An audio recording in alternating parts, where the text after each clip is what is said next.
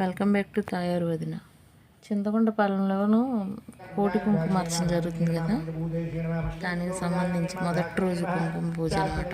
ఈ పూజలు 3వ తారీఖు నుంచి 12వ తారీఖు వరకు జరుగుతాయి. ప్రతిరోజు పూజ చేసుకున్న వాళ్ళకి భోజనం కూడా గుడి వాళ్ళే పెడతారన్నమాట. ఇక పూజ చేసుకుని భోజనాలు చేసి రావచ్చు.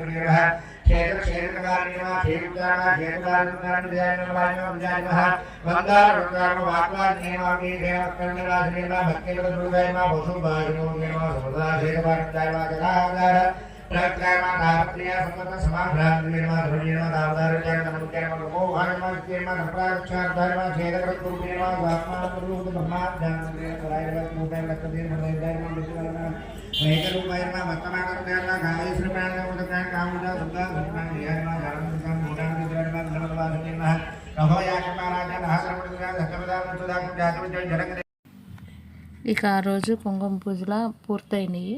ఇంకా పంతులు గారు మొత్తం అందరికీ ధూపం వేస్తున్నారు. సాంబ్రాణి ధూపం ప్రతి పూజ ప్లేట్ దగ్గరికి తీసుకొస్తున్నారు కుంకుమ పూజ చేసి. ఈ కుంకుమ అంతా ఒక చోట రాశి కింద పోస్తున్నారు. 2వ రోజుది కూడా వచ్చింది, అది నేను నెక్స్ట్ షార్ట్ల కింద పెడతా. ఇది ఫస్ట్ రోజు కదా, అందుకని పెద్ద వీడియో పెడుతున్నాను. పూజ చేయలేకపోయినా చూసినా కూడా ఎంతో ఫలితం అంట. చూసినా ఇదే ఎంతో పుణ్యం అని చెప్పి గీతా పారాయణానికి ఏంటి, లలితా పారాయణం ఏంటి, అంత పుణ్యం అంట.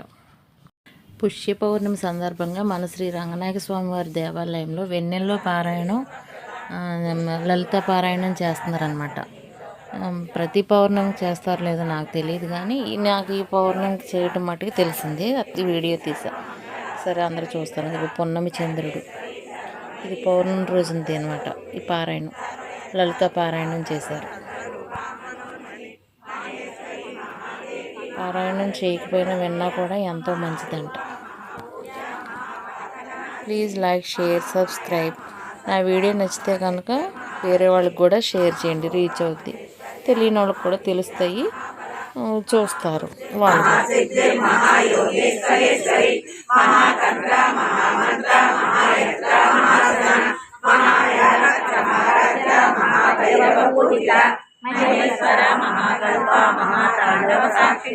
महाकामे समहिषी महात्रिपुर सुंदरी चतुष्षष्टि कोटि योगिनी धन सेविता विद्या चंद्र विद्या चंद्र